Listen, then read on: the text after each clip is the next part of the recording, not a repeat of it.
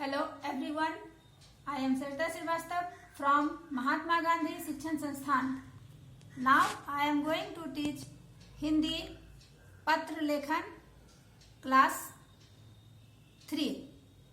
बच्चों, आज मैं आपको पत्र लेखन पढ़ाने जा रही हूँ कि आप कैसे पत्र लिखोगे, चाहे वह पत्र अनौपचारिक हो या औपचारिक हो।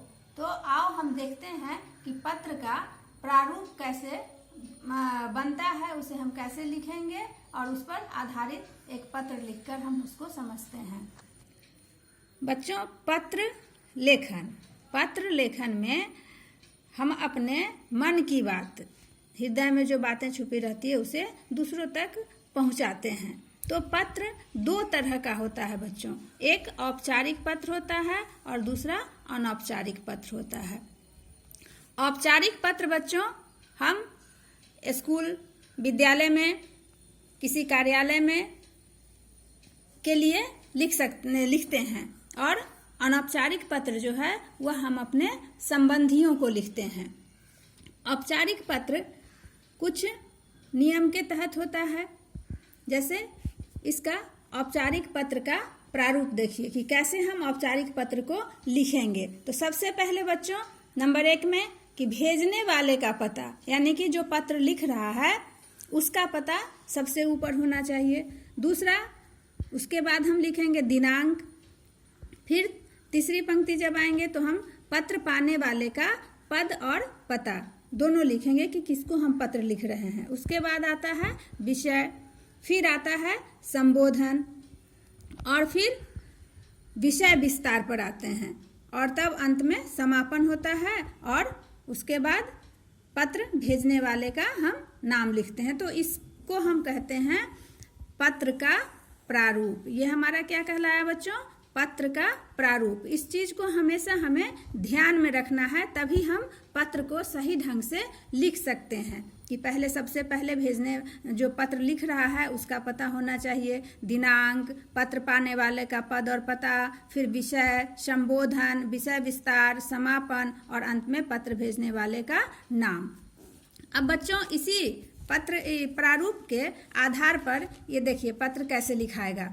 तो यहाँ पर सबसे पहले हमने लिखा भेजने वाले का पता। मान लो तुम परीक्षा भवन में बैठे हो, वहाँ तुम्हें पत्र आ गया लिखने के लिए कि 2 दिनों के अवकाश के लिए आप अपने प्रधानाचार्य प्राचार्य को पत्र लिखें। तो कैसे लिखोगे?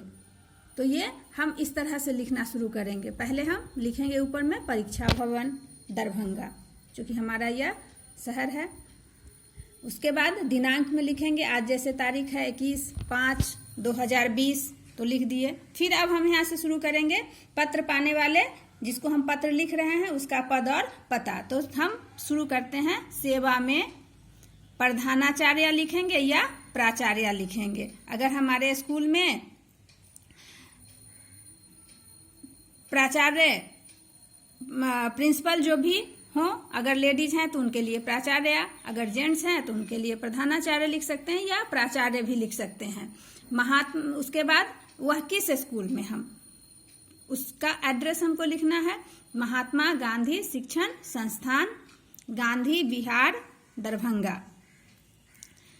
अब हम विषय पर आते हैं कि किस विषय के लिए हम ये आवेदन दे रहे हैं। तो 2 दिन के अवकाश के लिए, 2 दिनों के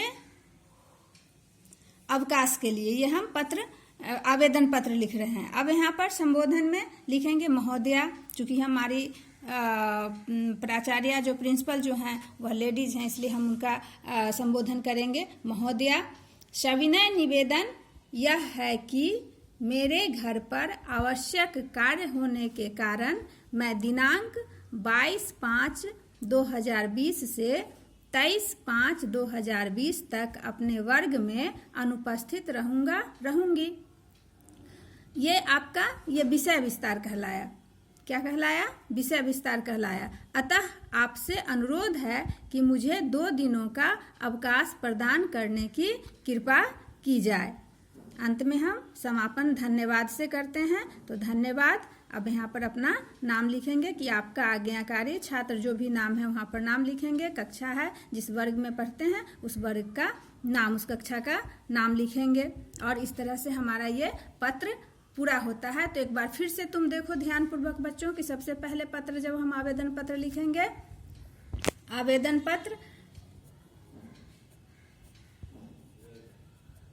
तो लिखेंगे परीक्षा भवन दरभंगा 21/5/2020 आज का दिनांक, सेवा में प्रधानाचार्य या प्राचार्य महात्मा गांधी शिक्षण संस्थान गांधी विहार दरभंगा, विषय 2 दिनों के अवकाश के लिए महोदय या महोदय भी कर सकते हो इस पे। सविनय निवेदन यह है कि मेरे घर पर आवश्यक कार्य होने के कारण मैं दिनांक 22/5/2020 से 23/5/2020 तक अपने वर्ग में अनुपस्थित रहूंगा या रहूंगी, अतः आपसे अनुरोध है कि मुझे 2 दिनों का अवकाश प्रदान करने की कृपा की जाए। धन्यवाद, आपका आज्ञाकारी छात्र।